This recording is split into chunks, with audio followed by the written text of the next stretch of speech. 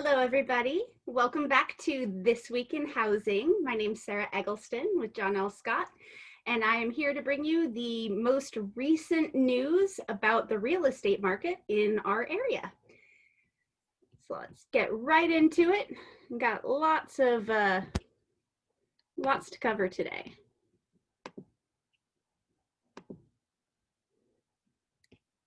All right.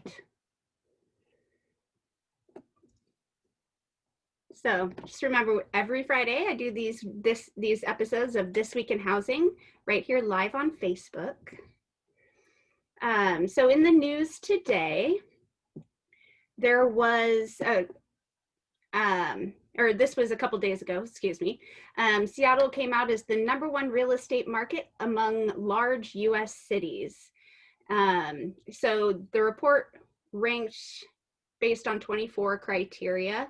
And the scores based out of 100, Seattle had a 67.77 out of 100.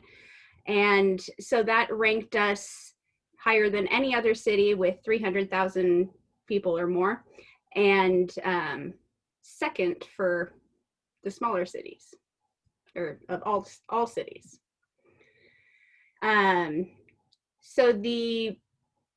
So this was a study done by personal finance website WalletHub. And I thought this was really, really interesting. It singled out Bellevue as the fastest place to sell real estate. So if you are looking on the east side, just keep this in mind and be aware that homes are only sitting on the market for a couple days over on the east side. It's super high demand.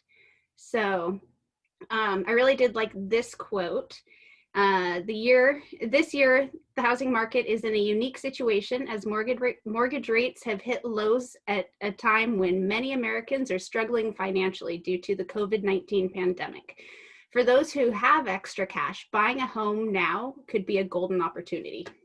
So we've definitely seen the low mortgage rates driving buyer demand throughout this whole pandemic time period.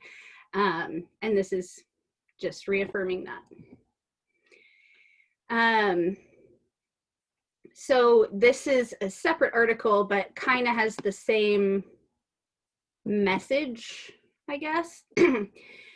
But this is suggesting that it's being driven by younger home buyers. So, and up until very recently, far fewer people were listing their homes than they did in 2019. So with the low mortgage rates, a lot of those sellers that may have chosen to sell their homes decided to stay put and just refinance instead. But this is super interesting.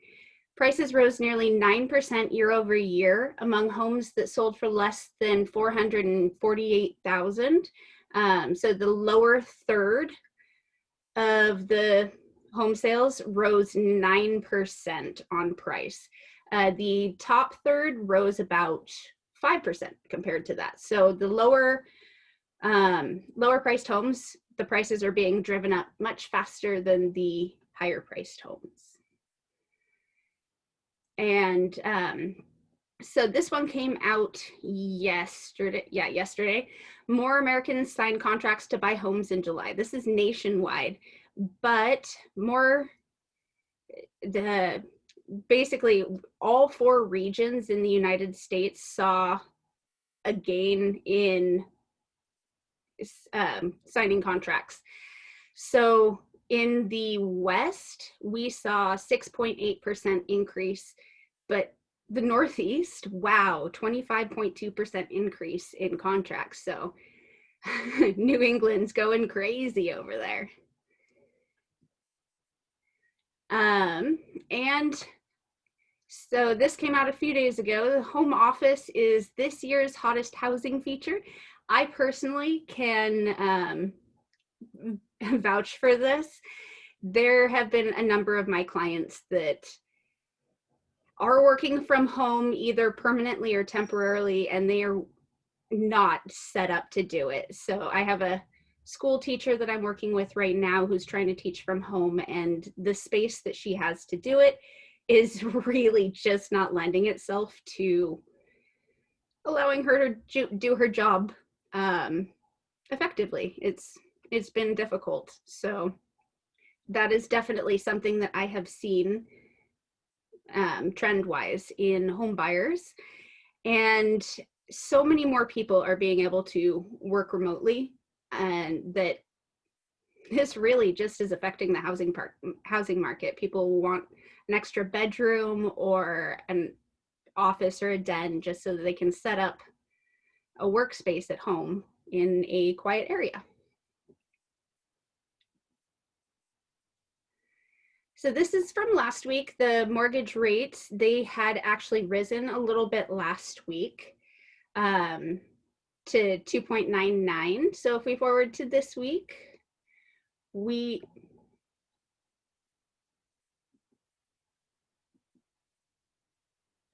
so it was at 2.99 last week. This week it's at 2.91. So we dropped a little bit on the mortgage rates. Who knows how long this will stay around.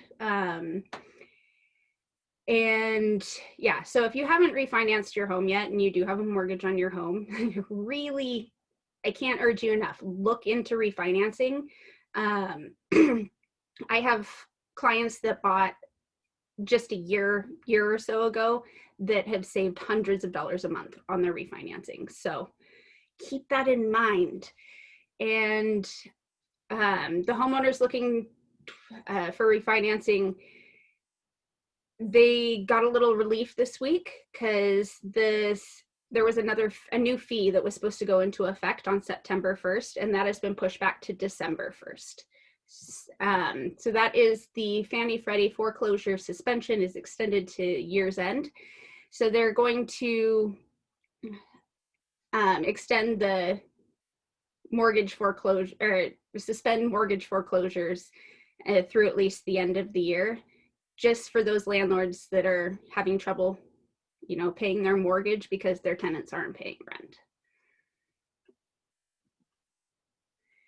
So getting into activity of what is happening in our area, you can see that we're still not getting quite as many new listings on the residential single family home side compared to the pendings, and on the condos, new listings actually surpassed where we were on pendings. So they were hanging out pretty close, but now new listings has surpassed the pending listings for condos. So this is signifying that we are seeing more inventory come on the market, especially in the condo sector. So if we combine those two, we have just over 1,000 new listings, 1,300 pending, and almost 900 sold in King County for the past 7 days.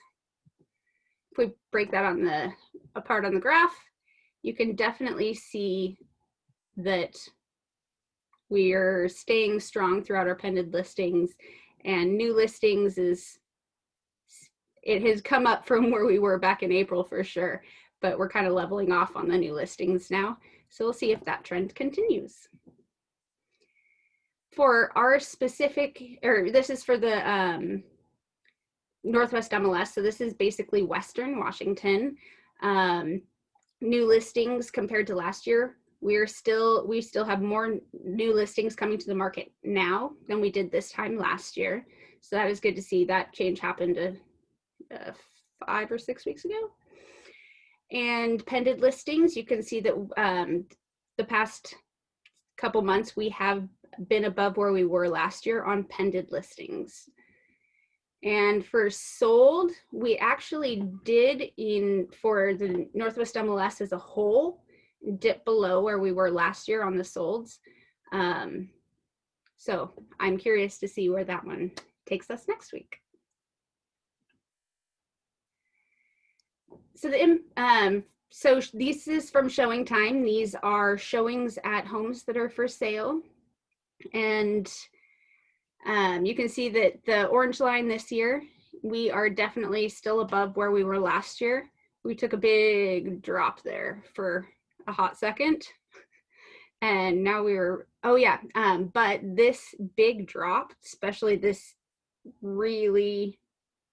beginning of it, Showing time actually went out. The program went down for a while, so I think it was out for a couple days. So we couldn't actually schedule our showings through showing time. We actually had to pick up the phone and call like we used to. And so there was, I think we kind of messed up our statistics when that happened, but so I think this probably stayed a lot more even than it shows here, but because of the glitch, it's a little wonky. But so this is for the Northwest MLS showings, and we are hugging this last week's line pretty closely.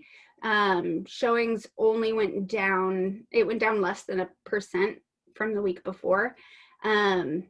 But we are still well above where we were last year on showings for the Northwest MLS as a whole.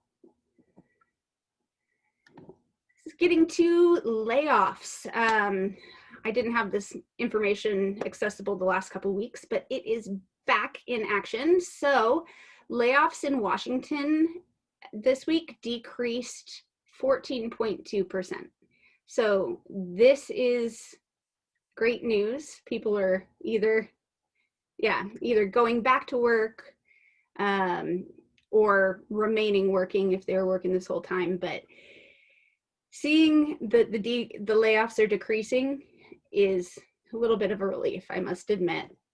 So we are in the blue here. So that's the blue means our layoffs are in the decreasing phase.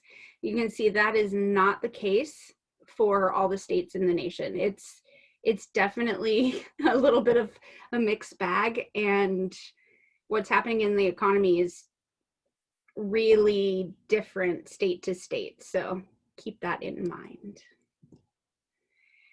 And if you have any questions, please feel free to reach out to me. I'm happy to answer any questions that you may have or bring it a little bit closer to home and talk about your specific area. Hope you found this valuable. I'll be back here next week at 3 p.m. and on Friday, every Friday at 3. So stay tuned for This Week in Housing next week, and I hope to see you then. Thank you so much for joining me, and have a fantastic week. Enjoy this gorgeous weather we've been having. All right, see you next week.